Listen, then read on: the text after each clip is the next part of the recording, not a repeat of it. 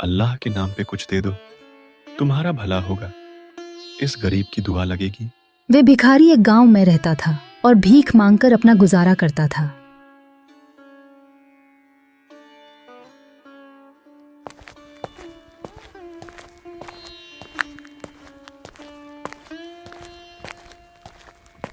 वह सारा दिन खाने की तलाश में इधर उधर भटकता रहता था।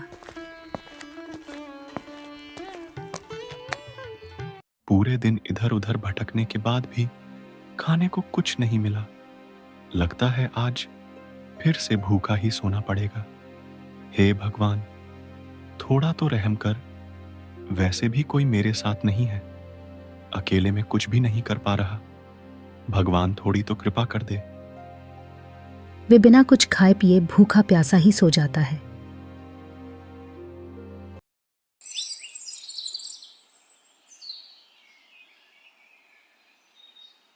अगले दिन वे रोज की तरह भीख मांगने निकल जाता है।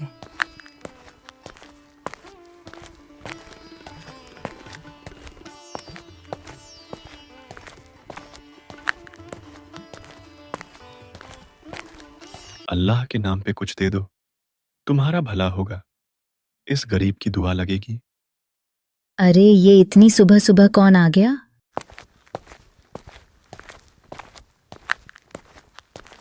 हाँ जी, बोलिए। कुछ खाने को दे दीजिए, बहुत भूख लगी है। 2 दिन से कुछ भी नहीं खाया। अच्छा, रुको, अभी लाती हूँ। वे औरत उसे कुछ रोटी लाकर दे देती है। आपका बहुत बहुत शुक्रिया। भगवान आपका भला करेगा। इतना कहकर वे वहां से चला जाता है। वे एक पेड़ के नीचे बैठकर उन रोटी को खाने लगता है कि तभी उसके पास एक कुत्ता आता है जो कि बहुत भूखा होता है। क्या हुआ दोस्त? क्या तुम्हें भी भूख लगी है? अच्छा, तो ये लो, तुम भी खा लो। वे खुद भी भूखा था, लेकिन फिर भी वे अपनी रोटी उस कुत्ते को दे देता है। कुत्ता उस रोटी को खुशी खुशी खाकर वहां से चला जाता है। वे भले ही गरीब था, लेकिन उसका दिल बहुत बड़ा था। उस पेड़ पर एक तोता भी बैठा हुआ था जो कि सब कुछ देख रहा था। तभी वे तोता उस भिखारी के पास आके बैठ जाता है और उससे बोलने लगता है। भाई, तुमने अपनी रोटी उस कुत्ते को खाने के लिए दे दी, जबकि तुम तो खुद भूखे थे। तुम्हारा दिल तो बहुत बड़ा है। मुझे उस बात का कोई दुख नहीं है तोते भाई कि मेरा पेट नहीं भर पाया, बल्कि मुझे इस बात की खुशी है कि मेरी मदद से उस कुत्ते का तो पेट भर गया। तुम महान हो मित्र। मैंने अपने जीवन में ऐसा व्यक्ति पहली बार देखा है जो अपने लिए न सोचते हुए दूसरों की सहायता करे। मैं तुम्हारी इस दयालुता से बहुत प्रसन्न हुआ हूँ। मित्र, तुम कहाँ पर रहते हो और तुम्हारे साथ कौन कौन रहता है? नहीं तोते भाई, मेरा ना ही कोई मित्र है और न ही कोई मेरा अपना है। मैं अकेला रहता हूँ। दिन रात इधर उधर खाने की तलाश में भटकता रहता हूँ। कभी कभी कुछ मिल जाता है तो कभी कभी भूखा ही सोना पड़ता है। अच्छा, तुम दुखी मत हो। आज से हम दोनों दोस्त हैं। मैं हमेशा तुम्हारे साथ रहूंगा। मेरा भी कोई अपना नहीं है। मुझे भी सब छोड़कर चले गए। मैं बस सारा दिन इधर उधर भटकता रहता हूँ। तोता और भिखारी दोनों मित्र बन गए।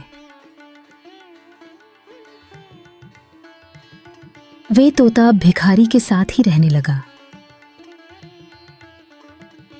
और उसके साथ ही हर जगह जाता था।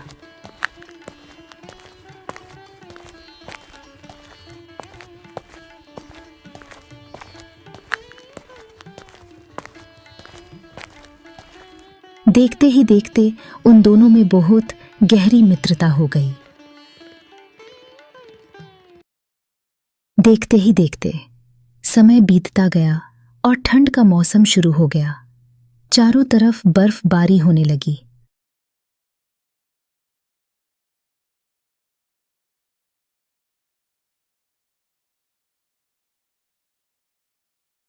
तोता और भिखारी दोनों ठंड से ठिठुर रहे थे। उनके पास ठंड से बचने का कोई रास्ता भी नहीं था। मित्र, इस बार सर्दी कुछ ज्यादा ही पड़ रही है। हमें इस सर्दी से बचने के लिए कोई उपाय ढूंढना ही होगा। हाँ मित्र, तुम सही कह रहे हो। इस बार ठंड बहुत ज्यादा है। मैं एक काम करता हूँ, अभी जंगल से जाके कुछ लकड़ियां काट कर लाता हूँ। तुम यहीं रहना, मैं जल्दी ही वापस लौट कर आऊंगा। नहीं मित्र, मैं भी तुम्हारे साथ चलूंगा। मैंने तुमसे वादा किया था कि मैं हमेशा तुम्हारे साथ रहूंगा। हाँ मित्र, मैं जानता हूँ, लेकिन बाहर बहुत ठंड है और मैं नहीं चाहता कि तुम्हें कोई भी तकलीफ हो। इसलिए मैं लकड़ियां लेकर आता हूँ। तुम अपना ख्याल रखना, मैं जल्दी ही लौट कर वापस आ जाऊंगा। ठीक है मित्र, तुम अपना ख्याल रखना। जल्दी आना, मैं तुम्हारा इंतजार करता रहूंगा। भिखारी तेज ठंड में लकड़ियां ढूंढने निकल जाता है। चारों ओर तेज बर्फबारी हो रही थी और चारों तरफ सर्द हवा चल रही थी।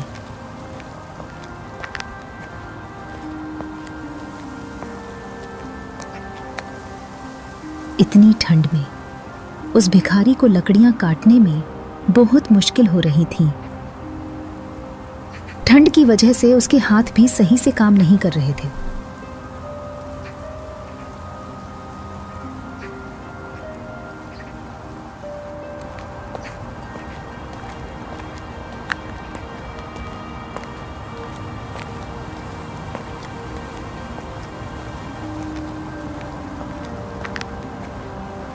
भिखारी जैसे तैसे लकड़ियां काटकर लाता है और उन लकड़ियों को जला लेता है।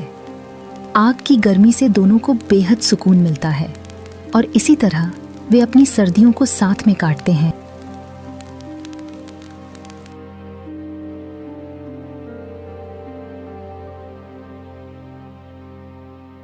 कुछ समय बाद तोते की उम्र हो जाती है और वे अचानक बीमार हो जाता है। मित्र, अब मेरा समय आ गया है, इसलिए मुझे जाना होगा। मैं भगवान से आखिरी इच्छा यही मांगूंगा कि हम अगले जन्म में भी मित्र बनकर एक दूसरे से मिलें। अब मैं चलता हूं मेरे दोस्त। तभी उस तोते की मृत्यु हो जाती है। भिखारी को तोते के मर जाने का बहुत दुख था। वे हमेशा दुखी रहने लगा था।